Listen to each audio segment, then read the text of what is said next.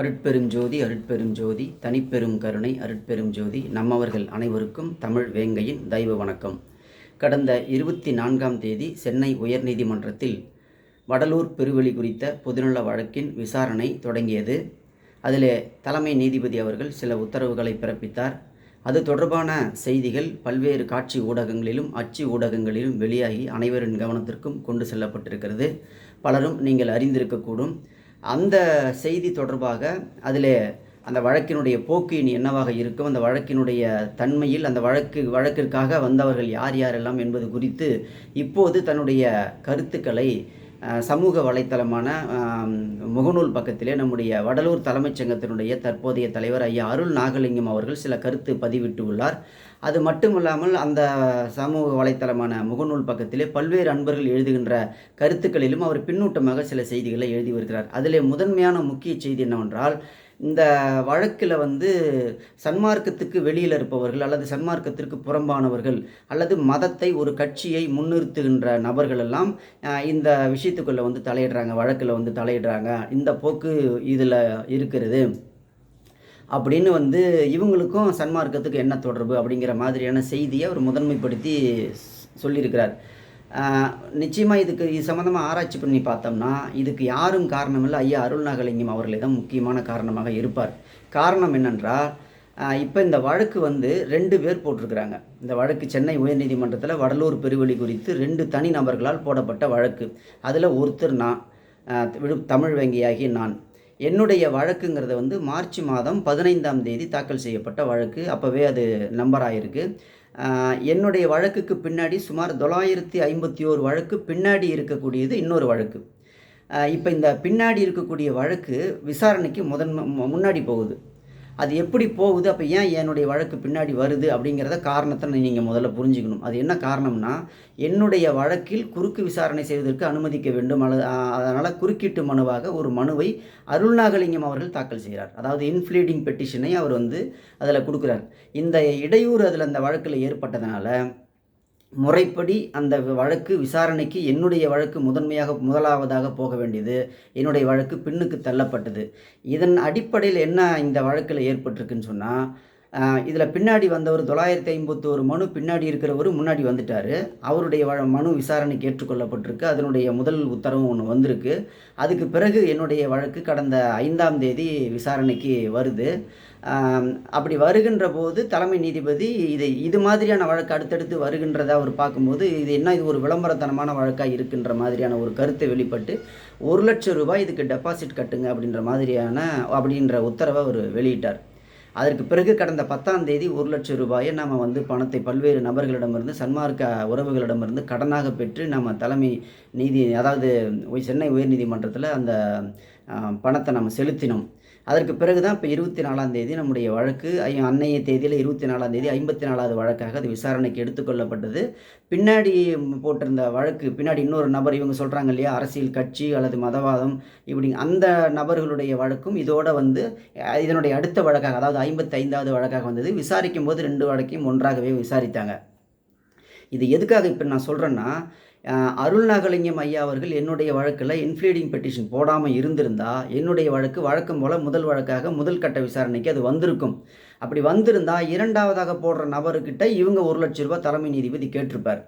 ஒருவேளை அவர்கள் அந்த 1 லட்ச ரூபா கட்டுவதற்காக அது எதுக்கு தயக்கம் காட்டிக்கிட்டு ஒருவேளை அந்த வழக்கிலேருந்தே அவங்க விடுவித்து இருப்பதற்கு கூட நிறைய வாய்ப்பு இருக்கிறது. இப்போ இவங்க அந்த மதவாத அமைப்புகள்லாம் உள்ளே வந்துட்டாங்க, ஒரு கட்சி உள்ளே வந்துருச்சுன்னு இப்போ சம்மந்தம் இல்லாதவர்கள் உள்ளே வந்துட்டாங்களேன்னு சொல்லி அருள் நாகலிங்கம் ஐயா கூப்பாடு போடுறாரு. இந்த கூப்பாடு போட வேண்டிய அவசியமே இருந்திருக்காது. இவர் என்னுடைய மனுவில் இன்ஃப்ளீடிங் பெட்டிஷன் போடாமல் இருந்திருந்தால் என்னுடைய வழக்கு முதலாவதாக வந்திருக்குங்கிறது தான் இதில் முக்கியமான செய்தி. அப்போ இதில் என்னென்னா, சன்மார்க்க அன்பர்களும் ஒரு சிலர் புரிந்து கொள்ளாமல் இப்போ மதவாதம் இந்த சன்மார்க்கத்துக்குள்ளே ஊடுருவுது, இதனுடைய போக்கு என்னவாக இருக்கும் அப்படின்னு சொல்கிறாங்க. இதில் முதன்மையாக நீங்கள் மதவாதம் அப்படிங்கிறத பார்க்குறதுனால தான் இதில் வந்து நான் வந்து சென்னை உயர்நீதிமன்றத்தை விட்டு வெளியே வரும்போதே நான் வந்து என்னுடைய மனுவும் இதில் விசாரணைக்கு இருக்குதுங்கிறத மீண்டும் மீண்டும் நினைவூட்ட வேண்டிய ஒரு அவசியம் சன்மார்க்க அன்பர்களுக்குள்ளே ஏற்பட்டுச்சு. அதனால தான் நான் அந்த வழக்கு இது என்னுடைய தனிநபர் வழக்காக இருந்தாலும் இந்த வழக்கினுடைய இறுதி தீர்ப்பு ஒரு நிச்சயமாக சன்மார்க்கத்து உகந்த தீர்ப்பாக வருகின்ற பட்சத்தில் அந்த தீர்ப்பு சன்மார்க்க சங்கத்தவர்களுடைய வெற்றியாகவும் பார்வதிபுரம் கிராமத்து மக்களுடைய வெற்றியாகவும் அது அமையும் அப்படிங்கிற கருத்தை நான் அதில் முதன்மையாக வைத்திருந்தேன். ஒரு பொதுநல நோக்கோடு அந்த கருத்தை நான் வைத்திருந்தேன். அது எதுக்குன்னா, இந்த வழக்குங்கிறது 2 வழக்காக இது இருக்கிறது. 2 வழக்கில் முதன்மையாக சன்மார்க்க சங்கத்தை சார்ந்த நான் இந்த வழக்கை முன்னெடுத்தேன் அப்படிங்கிறத முதன்மைப்படுத்தி சன்மார்க்க அன்பர்களுக்கே முதல்ல புரிய வைப்பதற்கு என்னை நான் முன்னிலைப்படுத்தி கொள்ள வேண்டிய ஒரு அவசியம் ஏற்பட்ட விஷயத்தை நான் இங்கே விளக்க வேண்டியதாக இருக்கிறது. அது மட்டும் இல்லாமல் இந்த வழக்கை ஏதோ நான் எல்லாருமே சன்மார்க்க அன்பர்கள் கடந்த டிசம்பர் மாதத்திலிருந்து தான் இந்த சர்வதேச மையம் சம்பந்தமான ஒரு புரிதலுக்குள்ளே பேச தொடங்கினாங்க. ஆனால் இந்த வழக்கு சம்பந்தமாக நான் வந்து இந்த மனு தயாரித்தது கடந்த 20 மாதங்களுக்கு முன்னாடி, அதாவது 2022ஆம் ஆண்டு செப்டம்பர் மாதம் 13ஆம் தேதியே முதலமைச்சர் அவர்களுக்கு மின்னஞ்சல் மூலமாக இந்த செய்திகளை நான் அனுப்பினேன். சுமார் 5 முக்கியமான சன்மார்க்க கோரிக்கைகளை வைத்து முதன்மைப்படுத்தி அனுப்பினேன். அதில் 5வது கோரிக்கையை விரிவாக நாம் இந்த சர்வதேச மையத்தை குறித்து நாம் அதில் சொல்லியிருந்தோம். அதில் அந்த செய்திகள் என்ன, அந்த செய்திகள் கொடுத்துருந்தோம் அப்படிங்கிறத நான் சுருக்கமாக படித்து காட்டுறேன். வள்ளல் பெருமான் அவர்களால் ஏற்படுத்தப்பட்ட சமரச சுத்த சன்மார்க்க சத்திய சங்கம் மற்றும் சங்கத்தின் கீழ் செயல்படும் தர்மசாலை, சத்திய ஞான சபை ஆகியவை சாதி சமயம் மதங்களை கடந்த அறநிலையங்களாகும். எனவே இந்து சமய அறநிலையத்துறையில் இருந்து வள்ளலார் தெய்வ நிலையத்தை பிரித்து சமரச சுத்த சன்மார்க்க சத்திய அறநிலையத்துறை என்ற தன்னாட்சி துறையை ஏற்படுத்த வேண்டும். வடலூர் தெய்வ நிலையத்திற்கு சொந்தமான நிலங்கள் அரசுக்கு சொந்தமானவை அல்ல. வடலூர் மற்றும் பார்வதிபுரம் கிராம மக்களால் தானமாக வள்ளலாருக்கு வழங்கப்பட்ட நிலங்களாகும். 2/2/1867ஆம் ஆண்டு நிலத்தின் பத்திரப்பதிவு நடந்துள்ளதே இதற்கான சான்றாகும். ஆதாரம் 1932ஆம் ஆண்டு வெளியான திருவருட்பா உரைநடை பகுதியான திருமுகப் பகுதி, நூல் வரிசை 5, பக்கம் 138 முதல் 145 வரை. பதிப்பு திருவருட்பா செம்புத்திப்பு செம்மல் பாலகிருஷ்ண பிள்ளை பதிப்பில் இது இருப்பதாக நாம் அந்த செய்திகளில் நம்ம சொல்லியிருந்தோம். இதில் வந்து குறிப்பாக வந்து தனிநபர் ஆக்கிரமிப்பிலிருந்து மேற்படி நிலத்தை பாதுகாக்கவே இந்த இடம் வந்து அரசாங்க கட்டுப்பாட்டுகளை கொடுத்தது, இந்த மாதிரி செய்தியெல்லாம் சொல்லிட்டு அதில் வந்து நம்ம சொல்லியிருக்கிறோம் வந்து மேலும் சன்மார்க்க அன்பர்கள் எவரும் முன்வைக்காத வள்ளலார் சர்வதேச மையம் அமைக்க தங்களின் அரசு முன்வந்திருப்பதை வரவேற்று பாராட்டுகிறோம். வள்ளலாரியத்தை பன்னாட்டு மயமாக்கும் தங்களின் தொலைநோக்கு பார்வை பாராட்டுக்குரியது. தங்களின்ங்கிறத நான் முதலமைச்சருக்கு சொல்கிறேன். இந்த மனு முதலமைச்சருக்கு தான் அனுப்புனது. பாராட்டுக்குரியதுங்கிறத சொல்லிட்டு, ஆனால் வடலூர் பெருவெளியில் சர்வதேச மையத்தை அமைக்க வேண்டாம் என்று தாழ்மையுடன் வேண்டுகிறேன் அப்படின்னு கடந்த 20 மாதங்களுக்கு முன்னாடியே இந்த மனுக்கள் என்னால் அனுப்பப்பட்டது. அதுக்கு காரணத்தை சொல்கிறேன். காரணம், தற்போது சன்மார்க்க கருத்துக்கள் மக்களிடம் வேகமாக பரவி வருகிறது.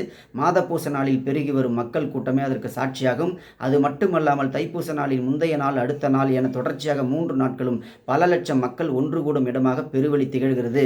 பெரும் மக்கள் திரளை உள்வாங்கும் அளவுக்கு பெருவெளி திகழ வேண்டும் என்ற கண்ணோட்டத்தினுடைய வள்ளலார் பெருவெளியில் தெற்கு ஓரத்தில் தர்மசாலையையும் ஞான சபையும் எழுப்பினார். இப்படிங்கிற இந்த செய்திகளை எல்லாம் நம்ம கொடுத்துருந்தோம் முதலமைச்சருக்கு கடந்த 20 மாதத்துக்கு முன்னாடி.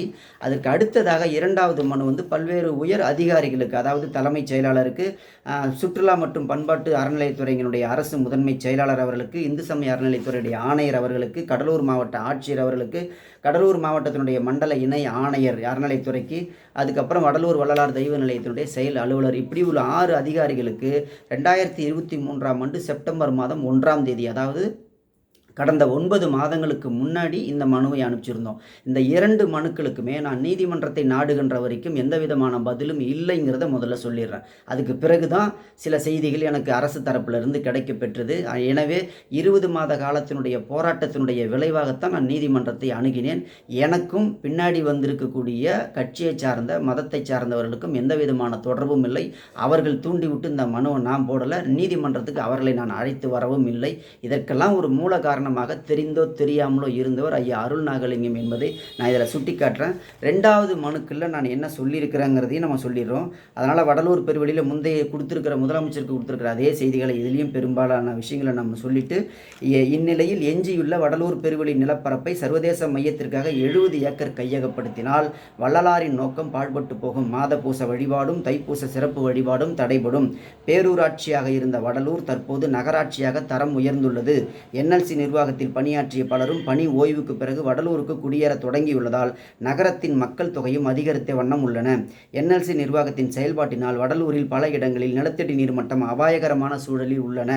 இந்நிலையில் வடலூர் பெருவெளியில் சர்வதேச மையம் அமைக்கப்பட்டால் பெரும் தண்ணீர் பஞ்சம் ஏற்படும். அதனால் சூழலியல் சீர்கேடும் ஏற்படும். எனவே வடலூரில் உள்ள விருத்தாசலம், பண்ருட்டி, கடலூர், கும்பகோணம் சாலைகளில் எந்த பகுதியிலாவது சர்வதேச மையத்தை அமைத்து கொள்ளவும், வடலூர் பெருவெளியை சர்வதேச மையத்திற்காக கையகப்படுத்தும் திட்டத்தை கைவிட வேண்டும் எனவும் வேண்டிக் கொள்கிறேன் அப்படிங்கிற மனுவை 9 மாதங்களுக்கு முன்னாடி அனுப்பிச்சிருக்கோம். எனவே என்னுடைய வழக்கை பொறுத்த வரைக்கும் இது சன்மார்க்கம் சார்ந்த வழக்காக, பொதுநலம் சார்ந்த வழக்காக, வள்ளலாருடைய உண்மையான கொள்கை கோட்பாட்டின் வழி நின்று பேசுகின்ற ஒரு செயல் திட்டமாக இந்த வேலை திட்டம் அமைந்திருக்கிறது. எனவே சன்மார்க்கத்திற்கு புறம்பாகவோ வேறு யார் என்னை தூண்டிவிட்டோ வேறு எதற்காகவும் இந்த மனுக்கள் போடப்படவில்லை என்பதை முதல்ல நீங்கள் புரிந்து கொள்ள வேண்டும்.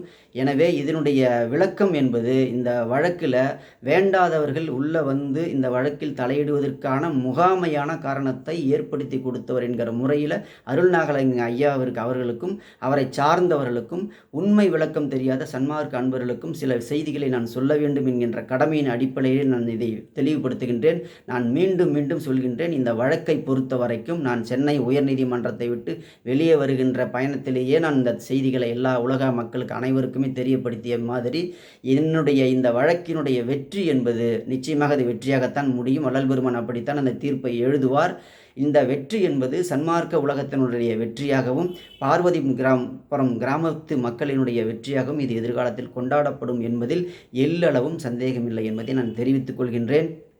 எனவே எந்த மதவாத அமைப்புகளிடமும், எந்த அரசியல் கட்சிகளிடமும், எந்த தனிநபர் தூண்டுதலிலும் இந்த வழக்கு போடப்படவில்லை என்பதை நீங்கள் நன்றாக புரிந்து கொள்ள வேண்டும். அரசுக்கு இன்னும் சொல்லப்போனால் பல்வேறு வகையிலும் ஒத்துழைப்பதற்கும் நாங்கள் எப்போதும் தயாராக இருக்கின்றோம். வடலூர் பெருவெளியில் அவர்கள் 100 கோடி ரூபாயில் கூட முதலீடு போட்டு எல்லா மேம்பாட்டு பணிகளையும் செய்யட்டும். அது தொடர்பான விரிவான காணொலியை நான் இன்னொரு முறை பதிவு செய்வதற்கு நான் தயாராக இருக்கின்றேன். எனவே வடலூர் பெருவெளியில் அடையாள அழிப்பை மேற்கொள்ள வேண்டாம், கட்டுமான குவியல்களை கொண்டு வர வேண்டாம். வள்ளலாருடைய சர்வதேச மையம் என்பது வேறு இடத்தில் அமைத்துக் கொள்வதற்கு எங்களுக்கு எந்த விதமான தயக்கமும் இல்லை.